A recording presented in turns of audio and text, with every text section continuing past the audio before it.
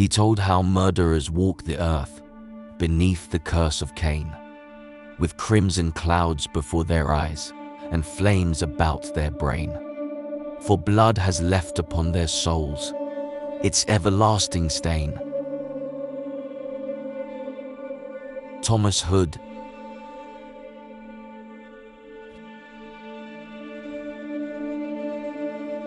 Scores in the Stars by Robert E. Howard. There are two roads to Torkertown. One, the shorter and more direct route, leads across a barren upland moor, and the other, which is much longer, winds its tortuous way in and out among the hummocks and quagmires of the swamps, skirting the low hills to the east. It was a dangerous and tedious trail. So Solomon Kane halted in amazement when a breathless youth from the village he had just left overtook him and implored him for God's sake to take the swamp road. The swamp road. Kane stared at the boy.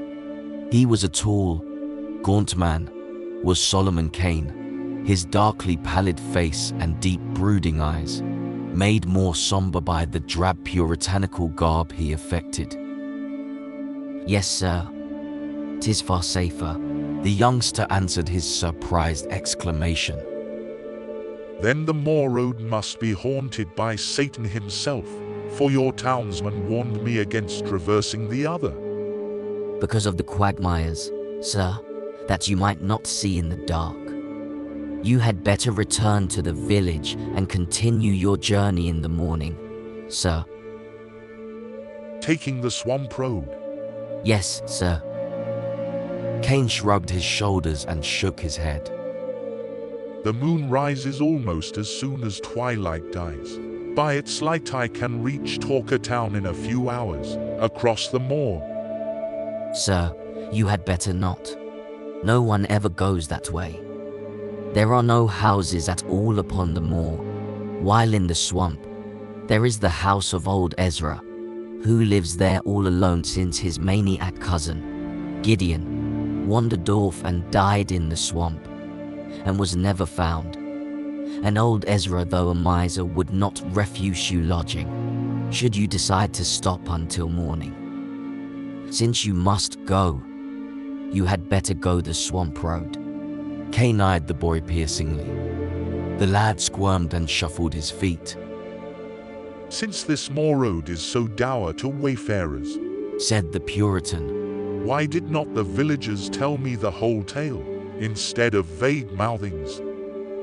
"Men like not to talk of it, sir. We hoped that you would take the swamp road after the men advised you to, but when we watched and saw that you turned not at the forks, they sent me to run after you and beg you to reconsider." "Name of the devil!" exclaimed Kane sharply, the unaccustomed oath showing his irritation. "The swamp road and the moor road. What is it that threatens me, and why should I go miles out of my way and risk the bogs and mires?" "Sir," said the boy, dropping his voice and drawing closer, "we be simple villagers, who like not to talk of such things, lest foul fortune befall us. But the moor road is a way accursed, and hath not been traversed by any of the countryside for a year or more. It is death to walk those moors by night, as hath been found by some score of unfortunates. Some foul horror haunts the way, and claims men for his victims." "So, and what is this thing like?" "No man knows. None has ever seen it and lived, but late farers have heard terrible laughter far out on the fen, and men have heard the horrid shrieks of its victims.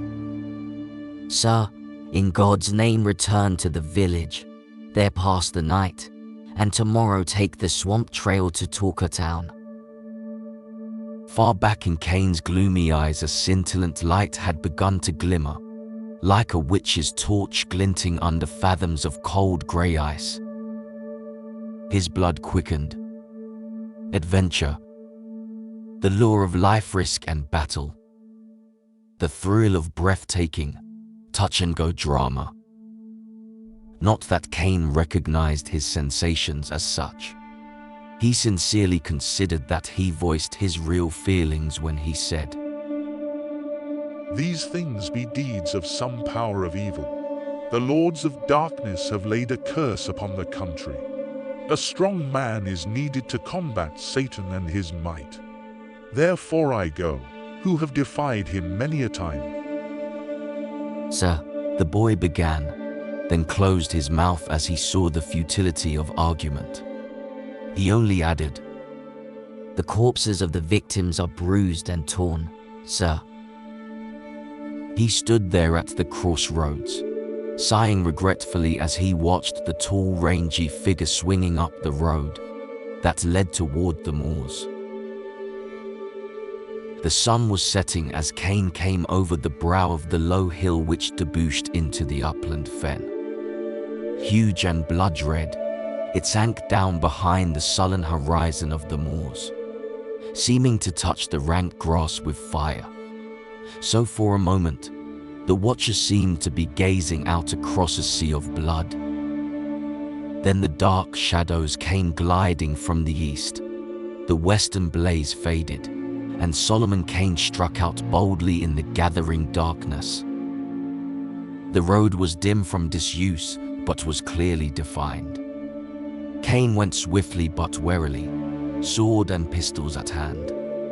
Stars blinked out, and night winds whispered among the grass like weeping specters. The moon began to rise, lean and haggard, like a skull among the stars. Then suddenly Kane stopped short. From somewhere in front of him sounded a strange and eerie echo, or something like an echo. Again, this time louder. Kane started forward again. Were his senses deceiving him? No. For out, there pealed a whisper of frightful laughter. And again, closer this time. No human being ever laughed like that. There was no mirth in it, only hatred and horror and soul-destroying terror. Kane halted. He was not afraid, but for the second he was almost unnerved. Then, stabbing through that awesome laughter, came the sound of a scream that was undoubtedly human. Kane started forward, increasing his gait. He cursed the elusive lights and flickering shadows which veiled the moor in the rising moon and made accurate sight impossible. The laughter continued, growing louder, as did the screams. Then sounded faintly the drum of frantic human feet. Kane broke into a run. Some human was being hunted to his death out there on the fen, and by what manner of horror, God alone knew. The sound of the flying feet halted abruptly, and the screaming rose unbearably, mingled with other sounds unnameable and hideous. Evidently the man had been overtaken, and Kane, his flesh crawling, visualized some ghastly fiend of the darkness, crouching on the back of its victim, crouching and tearing. Then the noise of a terrible and short struggle came clearly through the abysmal silence of the fen, and the footfalls began again, but stumbling and uneven. The screaming continued, but with a gasping gurgle. The sweat stood cold on Kane's forehead and body. This was heaping horror on horror in an intolerable manner. God, for a moment's clear light. The frightful drama was being enacted within a very short distance of him, to judge by the ease with which the sounds reached him. But this hellish half-light veiled dull and shifting shadows, so that the moors appeared a haze of blurred illusions, and stunted trees and bushes seemed like giants. Kane shouted, striving to increase the speed of his advance. The shrieks of the unknown broke into a hideous shrill, squealing. Again there was the sound of a struggle, and then from the shadows of the tall grass a thing came reeling. A thing that had once been a man, a gore-covered, frightful thing that fell at Kane's feet, and writhed and groveled, and raised its terrible face to the rising moon, and gibbered and yammered, and fell down again, and died in its own blood. The moon was up now, and the light was better. Kane bent above the body, which lay stark in its unnameable mutilation, and he shuddered. A rare thing for him, who had seen the deeds of the Spanish Inquisition and the witch-finders. Some wayfarer, he supposed. Then, like a hand of ice on his spine, he was aware that he was not alone. He looked up, his cold eyes piercing the shadows whence the dead man had staggered. He saw nothing, but he knew, he felt, that other eyes gave back his stare. Terrible eyes not of this earth. He straightened and drew a pistol, waiting. The moonlight spread like a lake of pale blood over the moor, and trees and grasses took on their proper sizes. The shadows melted, and Kane saw. At first he thought it only a shadow of mist, a wisp of moor fog that swayed in the tall grass before him. He gazed. More illusion, he thought. Then the thing began to take on shape, vague and indistinct. Two hideous eyes flamed at him, eyes which held all the stark horror which has been the heritage of man since the fearful dawn ages, eyes frightful and insane, with an insanity transcending earthly insanity. The form of the thing was misty and vague, a brain-shattering travesty on the human form, like, yet horridly unlike. The grass and bushes beyond showed clearly through it. Kane felt the blood pound in his temples, yet he was as cold as ice. How such an unstable being as that which wavered before him could harm a man in a physical way was more than he could understand. Yet the red horror at his feet gave mute testimony that the fiend could act with terrible material effect. Of one thing Kane was sure. There would be no hunting of him across the dreary moors, no screaming and fleeing to be dragged down again and again. If he must die, he would die in his tracks, his wounds in front. Now a vague and grisly mouth gaped wide, and the demoniac laughter again shrieked out, soul shaking in its nearness. And in the midst of that threat of doom, Kane deliberately leveled his long pistol and fired. A maniacal yell of rage and mockery answered the report, and the thing came at him like a flying sheet of smoke, long shadowy arms stretched to drag him down. Kane, moving with the dynamic speed of a famished wolf, fired the second pistol with as little effect, snatched his long rapier from its sheath and thrust into the center of the misty attacker. The blade sang as it passed clear through, encountering no solid resistance, and Kane felt icy fingers grip his limbs, bestial talons tear his garments and the skin beneath. He dropped the useless sword and sought to grapple with his foe. It was like fighting a floating mist, a flying shadow armed with dagger-like claws. His savage blows met empty air, his leanly mighty arms, in whose grasp strong men had died, swept nothingness and clutched emptiness. Naught was solid or real save the flaying, ape-like fingers with their crooked talons, and the crazy eyes which burned into the shuddering depths of his soul. Kane realized that he was in a desperate plight indeed. Already his garments hung in tatters and he bled from a score of deep wounds.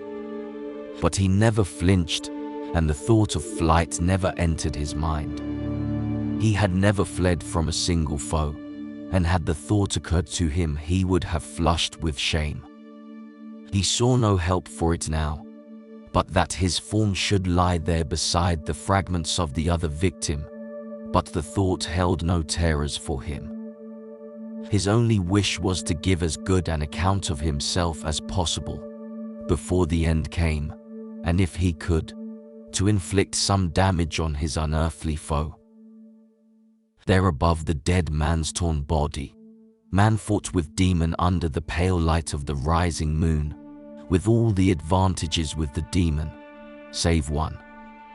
And that one was enough to overcome all the others.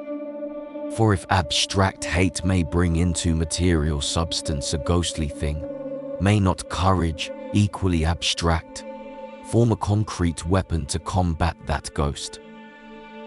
Cain fought with his arms and his feet and his hands, and he was aware at last that the ghost began to give back before him, that the fearful laughter changed to screams of baffled fury.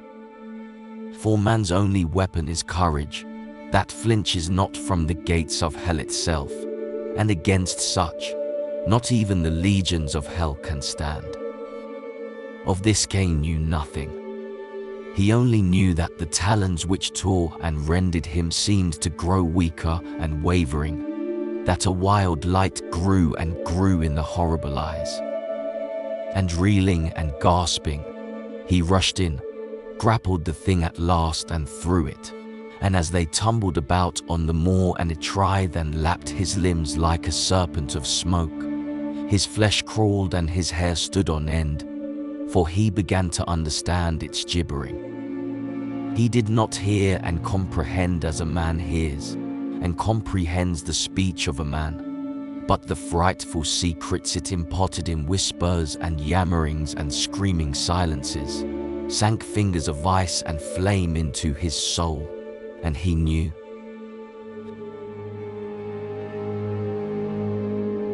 The hut of old Ezra the miser stood by the road in the midst of the swamp, half screened by the sullen trees which grew about it. The walls were rotting, the roof crumbling, and great, pallid and green fungus monsters clung to it and writhed about the doors and windows, as if seeking to peer within. The trees leaned above it, and their grey branches intertwined so that it crouched in the semi-darkness, like a monstrous dwarf, over whose shoulder ogres leer. The road which wound down into the swamp, among rotting stumps and rank hummocks and scummy, snake-haunted pools and bogs, crawled past the hut. Many people passed that way these days, but few saw old Ezra, save a glimpse of a yellow face, peering through the fungus-screened windows, itself like an ugly fungus.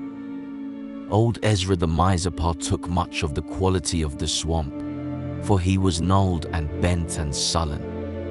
His fingers were like clutching parasitic plants, and his looks hung like drab moss, above eyes trained to the murk of the swamplands. His eyes were like a dead man's, yet hinted of depths abysmal and loathsome as the dead lakes of the swamplands. These eyes gleamed now at the man who stood in front of his hut. This man was tall and gaunt and dark.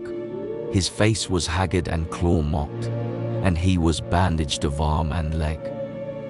Somewhat behind this mount stood a number of villagers. You are Ezra of the Swamp Road. Aye, and what want ye of me? Where is your cousin Gideon, the maniac youth who abode with you? Gideon. Aye. He wandered away into the swamp and never came back. No doubt he lost his way and was set upon by wolves, or died in a quagmire, or was struck by an adder. How long ago? Over a year. Aye, hark ye, Ezra the miser.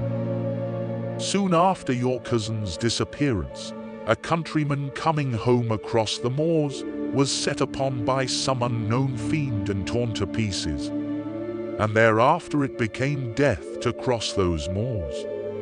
First men of the countryside, then strangers who wandered over the fen, fell to the clutches of the thing. Many men have died since the first one.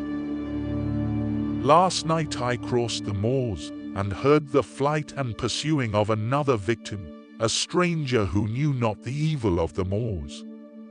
Ezra the miser, it was a fearful thing, for the wretch twice broke from the fiend terribly wounded, and each time the demon caught and dragged him down again. And at last, he fell dead at my very feet, done to death in a manner that would freeze the statue of a saint. The villagers moved restlessly and murmured fearfully to each other, and old Ezra's eyes shifted furtively. Yet the somber expression of Solomon Kane never altered, and his condor-like stare seemed to transfix the miser. I, muttered old Ezra hurriedly. a bad thing, a bad thing. Yet why do you tell this thing to me? A sad thing. Hearken further, Ezra.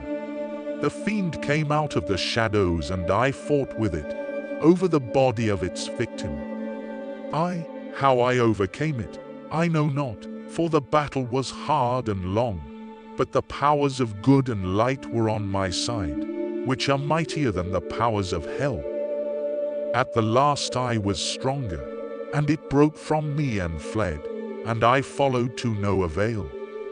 Yet before it fled it whispered to me a monstrous truth. Old Ezra started, stared wildly, seemed to shrink into himself. Nay, why tell me this? He muttered. I returned to the village and told my tale, said Kane, for I knew that now I had the power to rid the moors of its curse forever. Ezra, come with us. Where? Gasped the miser. To the rotting oak on the moors. Ezra reeled as though struck. He screamed incoherently and turned to flee. On the instant, at Kane's sharp order, two brawny villagers sprang forward and seized the miser. They twisted the dagger from his withered hand and pinioned his arms, shuddering as their fingers encountered his clammy flesh. Kane motioned them to follow, and turning strode up the trail, followed by the villagers, who found their strength taxed to the utmost in their task of bearing their prison along. Through the swamp they went and out, taking a little used trail which led up over the low hills and out on the moors. The sun was sliding down the horizon and old Ezra stared at it with bulging eyes, stared as if he could not gaze enough. Far out on the moors, reared up the great oak tree, like a gibbet, now only a decaying shell. There Solomon Kane halted. Old Ezra writhed in his captor's grasp and made inarticulate noises. Over a year ago, said Solomon Kane, you, fearing that your insane cousin Gideon would tell men of your cruelties to him, brought him away from the swamp by the very trail by which we came, and murdered him here in the night. Ezra cringed and snarled. You cannot prove this lie. Kane spoke a few words to an agile villager. The youth clambered up the rotting bole of the tree, and from a crevice, high up, dragged something that fell with a clatter at the feet of the miser. Ezra went limp with a terrible shriek. The object was a man's skeleton, the skull cleft. You? How knew you this? You are Satan. Gibbered old Ezra. Kane folded his arms. The thing I fought last night told me this thing as we reeled in battle, and I followed it to this tree. For the fiend is Gideon's ghost. Ezra shrieked again and fought savagely. You knew, said Kane somberly. You knew what thing did these deeds. You feared the ghost of the maniac, and that is why you chose to leave his body on the fen, instead of concealing it in the swamp. For you knew the ghost would haunt the place of his death. He was insane in life, and in death he did not know where to find his slayer, else he had come to you in your hut. He hates no man but you, but his mazed spirit cannot tell one man from another, and he slays all, lest he let his killer escape. Yet he will know you, and rest in peace forever after. Hate hath made of his ghost a solid thing, that can rend and slay, and though he feared you terribly in life, in death he fears you not. Cain halted. He glanced at the sun. All this I had from Gideon's ghost, in his yammerings, and his whisperings, and his shrieking silences. Naught but your death will lay that ghost. Ezra listened in breathless silence, and Cain pronounced the words of his doom. A hard thing it is, said Cain somberly, to sentence a man to death in cold blood, and in such a manner as I have in mind. But you must die that others may live, and God knoweth, you deserve death. You shall not die by noose, bullet or sword, but at the talons of him you slew, for naught else will satiate him. At these words Ezra's brain shattered. His knees gave way and he fell groveling and screaming for death, begging them to burn him at the stake, to flay him alive. Cain's face was set like death, and the villagers, the fear rousing their cruelty, bound the screeching wretch to the oak tree, and one of them bade him make his peace with God. But Ezra made no answer, shrieking in a high shrill voice with unbearable monotony. Then the villager would have struck the miser across the face, but Cain stayed him. Let him make his peace with Satan, whom he is more like to meet, said the Puritan grimly. The sun is about to set. Loose his cords so that he may work loose by dark, since it is better to meet death free and unshackled, than bound like a sacrifice. As they turned to leave him, old Ezra yammered and gibbered unhuman sounds and then fell silent, staring at the sun with terrible intensity. They walked away across the fen, and Cain flung a last look at the grotesque form bound to the tree, seeming in the uncertain light like a great fungus growing to the bole. And suddenly the miser screamed hideously. Death! Death! There are skulls in the stars. Life was good to him, though he was gnarled and churlish and evil. Cain sighed. Mayhap God has a place for such souls, where fire and sacrifice may cleanse them of their dross, as fire cleans the forest of fungus things. Yet my heart is heavy within me. Nay, sir, one of the villagers spoke. You have done but the will of God, and good alone shall come of this night's deed.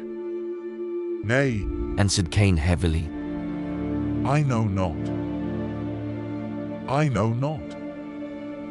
The sun had gone down, and night spread with amazing swiftness, as if great shadows came rushing down from unknown voids to cloak the world with hurrying darkness. Through the thick night came a weird echo, and the men halted and looked back the way they had come. Nothing could be seen. The moor was an ocean of shadows, and the tall grass about them bent in long waves before the faint wind, breaking the deathly stillness with breathless murmurings. Then far away the red disk of the moon rose over the fen, and for an instant a grim silhouette was etched blackly against it. A shape came flying across the face of the moon, a bent, grotesque thing whose feet seemed scarcely to touch the earth, and close behind came a thing like a flying shadow, a nameless, shapeless horror. A moment the racing twain stood out boldly against the moon. Then they merged into one unnameable, formless mass and vanished in the shadows. Far across the fen sounded a single shriek of terrible laughter,